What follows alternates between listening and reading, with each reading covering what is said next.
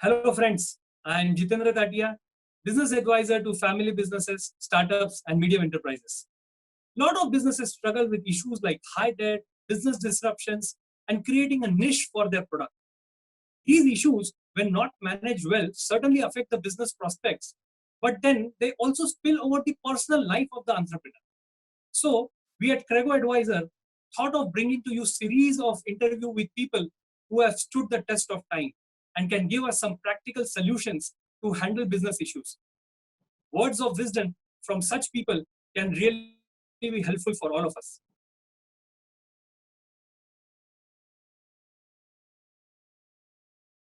My guest for today is Mr. R. Mohan, who is popularly known as Goodnight Mohan. He is the man behind creating some successful brand in India like Goodnight Mosquito Repellents, Hit, Insect Killer, and Snuggie Diapers. He is credited for creating the whole mosquito repellent industry in India. For his tremendous contribution to Indian industry, he has been awarded some prestigious awards like Bharatiya Udyog Vibhushan from President of India himself. He was also on the board of director of Dhanlaxmi Bank, which is one of the reputed bank of South India. He very early in life realized the importance and influence of media and entertainment industry. He started producing and distributing films in India in different languages. With more than 40 films under his banner, some of the famous ones being Gardish and Chandibar. Friends, I have just mentioned to you about his achievements. But let me give you some sense of the problems that he faced in life and how did he overcome it. In 1974, he started his journey with mere 500 rupee salary. 20 years after that, this man created a brand called Goodnight and sold it to a company like Godrej for 100 crore rupees. Mind you, 100 crore in 1994. But just 10 years after that, in 2003-2004, this man lost all his earnings that he made out of selling Goodnight and was indebted for more than 35-40 crores at that time. But he did not lose hope. In next 10 years, he not only became debt-free, but he rebuilt his business. He started a new business of specialty chemicals, which is now successfully run by his son, Mr. Amit. So friends, without wasting time, let us get directly to Mr. Mohan and hear his story from himself. A warm welcome, Mr. Mohan. Thank you. Thanks for giving us time and opportunity. Thank you. Mr. Mohan, you come from a very, very small town in Kerala, and that too from a non-business family. What was your thought in starting your own business, and how did you overcome the initial challenges of starting the business? Well, I did not come to Bombay with the idea of starting a business. Like all South Indians, educated South Indians do. We also come from South to Mumbai looking for a job. So mine was not an exceptional case. I was working in some factory in Thane Belapur for 500 rupees a month salary. But after some time, I don't know, something is hitting me, some bug kind of a thing. No, I am not born for this. Something is troubling my mind. And I was married. Then I got a job in Kotak and Company. Today is Uday Kotak's father. And this bug continued to bite me. And since I come from a very ordinary family, I had missed many things in my childhood. So in the meantime, I got married also. I had 2 kids. So somehow this urge of giving, this is a very standard dialogue everybody says, that something, I want to give my children what I lost, I didn't get in my childhood. So that urge was also there. Plus, some of my relatives were in small time business in those days. Now they have become very big. But in those times, there were small time business, retail shops and other things. So I also wanted to do some business and achieve something in my life and give the extra things to my children, my family. So that is what maybe triggered me. So I started with trading in electrical insulators and metal parts, then slowly moved to manufacturing, and then I landed up on Goodnight, and the rest is history. So how did you overcome the initial challenges that you faced? Well, that's a very long story because we didn't have any money. My father was a very ordinary government employee. and I didn't have a financial background or anything. So it was a big struggle to raise money, borrow money. We never used to borrow money also. We come from a very traditional South Indian family. Borrowing money is an insult. But then we have to shed all those things. Go ahead. I went to 27 banks with the proposal of Goodnight. All the 27 banks rejected it. Then we went to some private financiers. Finally, one guy accepted this proposal and gave me 2 lakh rupees. That's the beginning. Building a brand is extremely daunting task, and of course it's a key pillar of the growth and sustainability for a business. But people today spend huge chunk of money in building the brand. You created a brand which even today, almost after 35 years, it still has a huge recall value among the minds of the consumer. I agree that the dynamics and the channel of communications, everything has changed today. But what were the key things that entrepreneurs should keep in their mind while building a brand? Number one is a risk-taking mentality. I took a big risk in going into the television.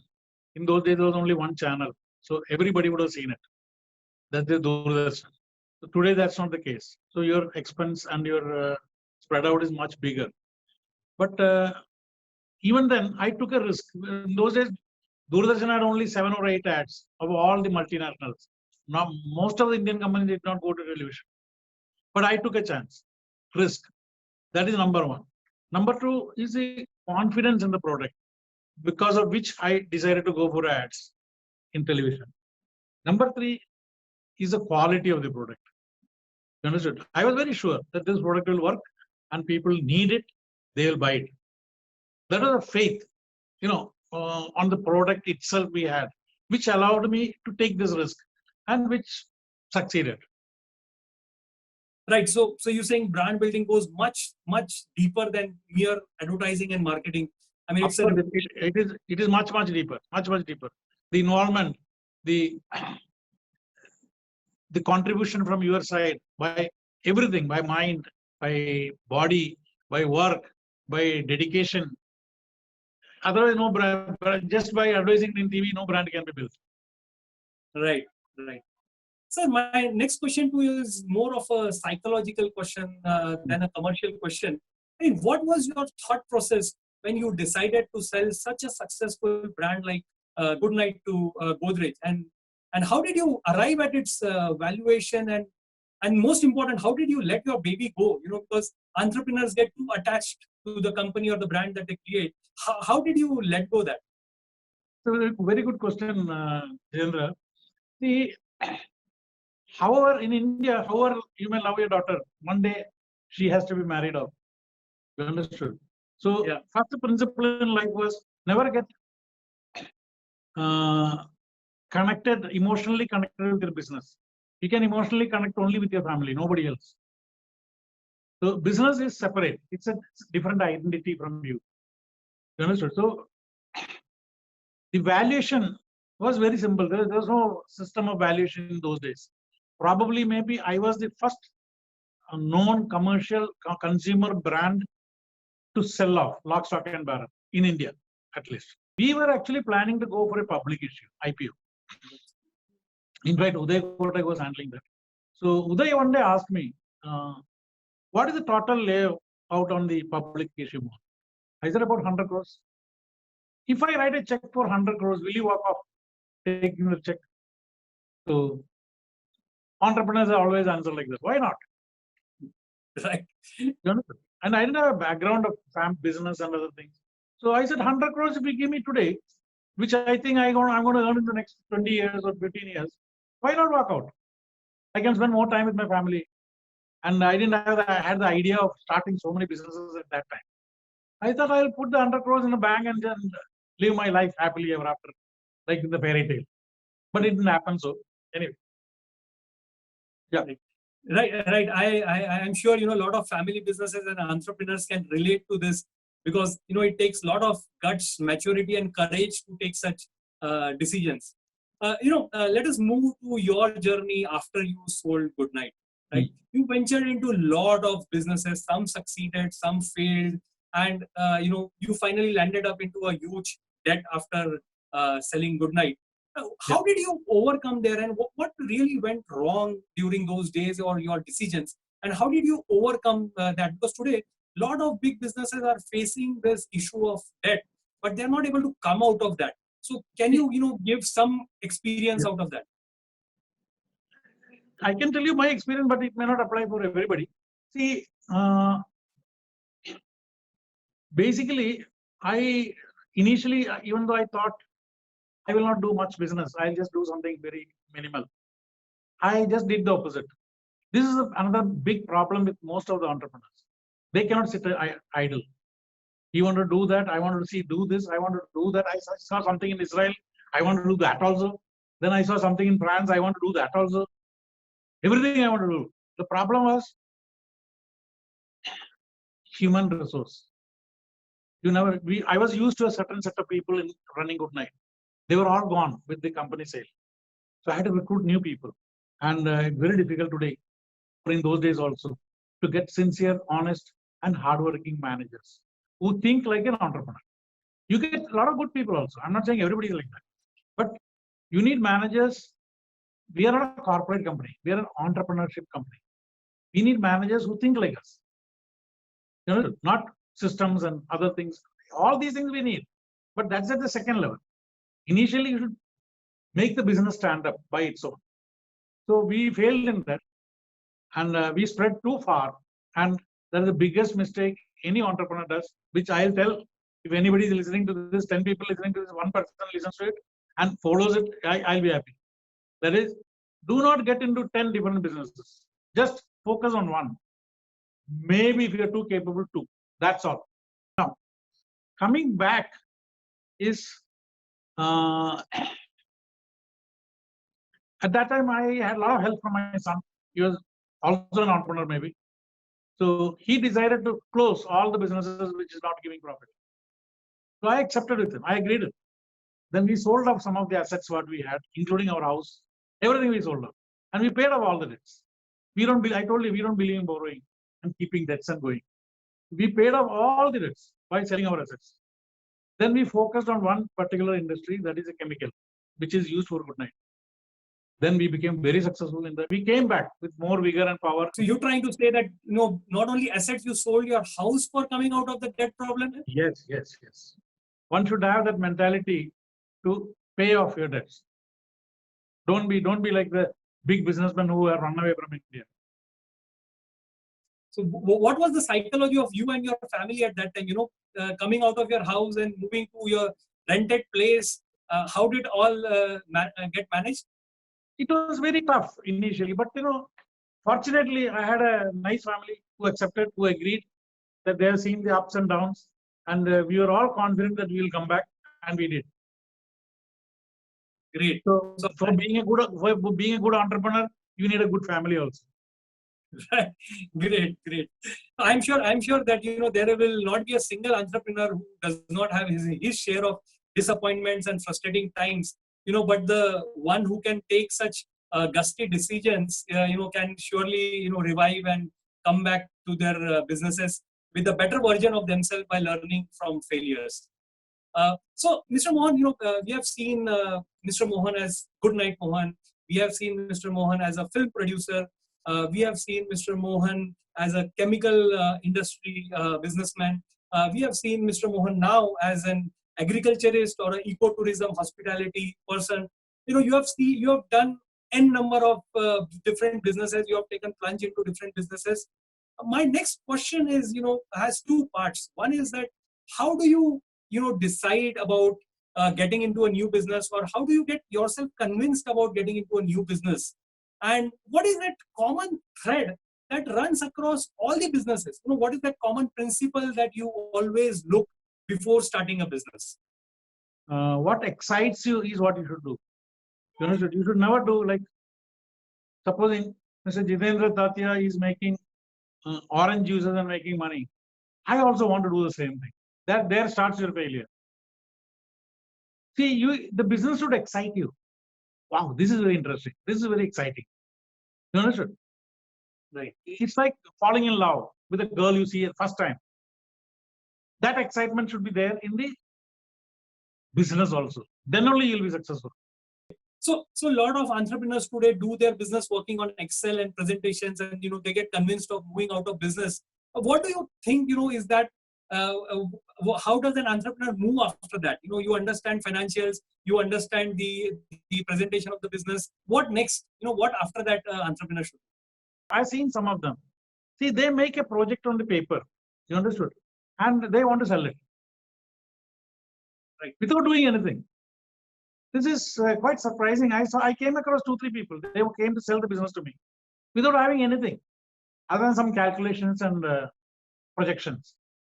How can you do that? This is only a preparation to participate in a race. Say, you have to actually run, keep running to reach the destination. Then you try to sell. You make some sheets, as Excel sheets and profit and loss account, and project it. Next 5 years, this is going to be a profit, and you want to sell that business. This is, I think, this is very funny.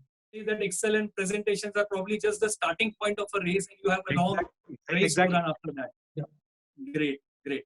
So, Mr. Mohan, today's business environment is a blend of what we call today as VUCA. Environment has become volatile, it has become uncertain, it has become complex, and there is a lot of ambiguity all around. An online business where customer loyalty today is more to do with the convenience, and people are more attracted towards growth rather than the profitability of the business. How do you blend the age-old business principles with today's business principle, and how do you create a scalable but at the same time a sustainable business model? See, there is no one magic solution for this. This is a thing, and any amount of experience also is not going to help it. You understood? This is a thing which should come from your gut, from your inside, your feelings. If there's a problem, how to solve it. If you're involved to that level, it will automatically come. If you're peripheral, you're doing superficial doing business because I want to make orange juice and make money, like Jitendra is doing. The solution will never come. I'll tell you a small story. There was one guy who went to some monk, let's say Buddha. He said, I'm a failure. I want to be successful in business. What should I do? Please advise me.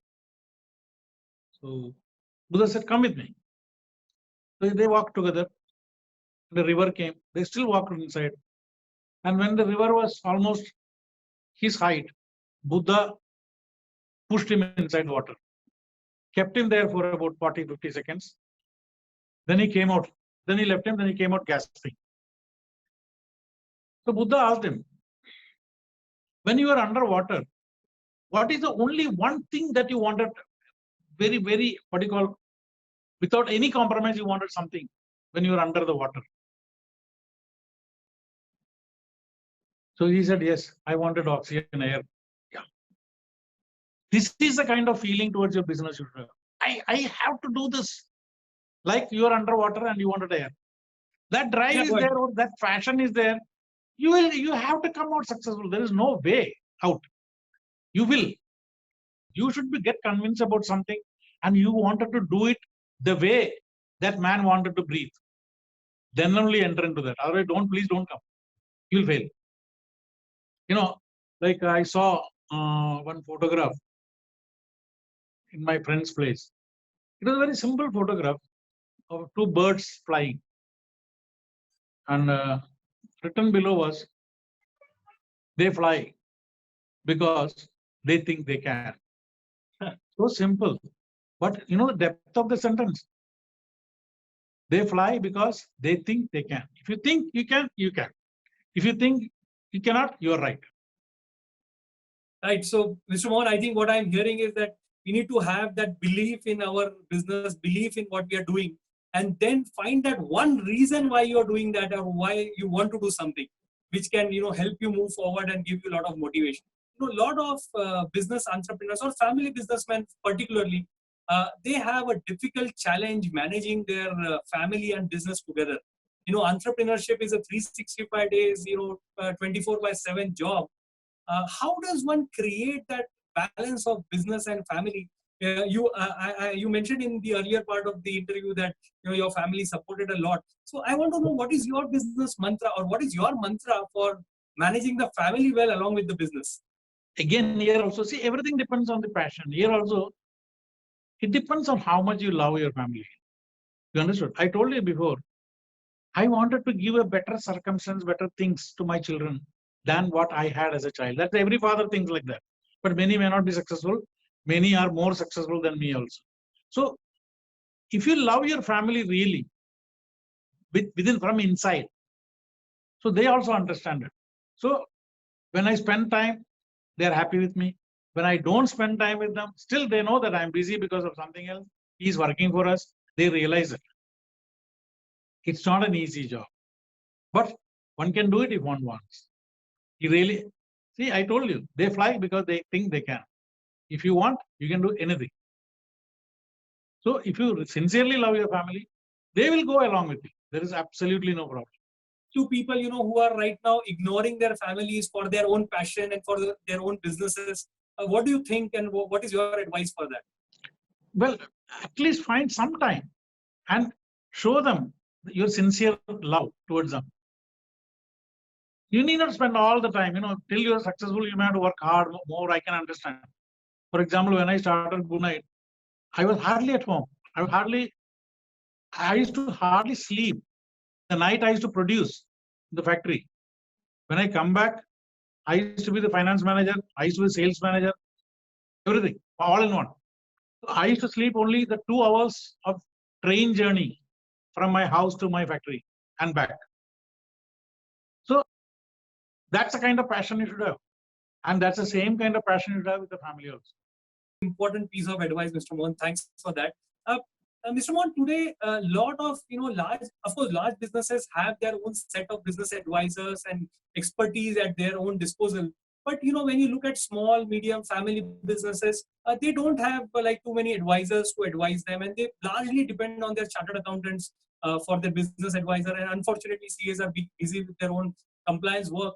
What do you think is the role of a business advisor, or importance of a business advisor in the business life cycle journey of a small, medium, or a family business enterprise? In those days, I never had an advisor like that. But today's situation, I think you need one, because an entrepreneur need not be always right. It's always better to take a opinion from an outsider. He may look at it from a totally different point of view. So I think it's a must. You may or may not listen to him, but it's always good to have an advice and an advisor. My last question to you is, we hear a lot of advices these days of what to do. I want to hear from you, what is that entrepreneur should not do? What are the things that he should be averse to, and what are the things that he should be avoiding? He should be avoiding everything other than his own business. No diversion at all. Fully focused. And the other thing that he should not do is spreading too far away from what he's doing, the focus. I mean, I would like to end this interview only with some clips of what you're doing in your farm today, the Roots Farm, so that we know what is your new venture about. So we will end this interview with the clip of the Roots Farm.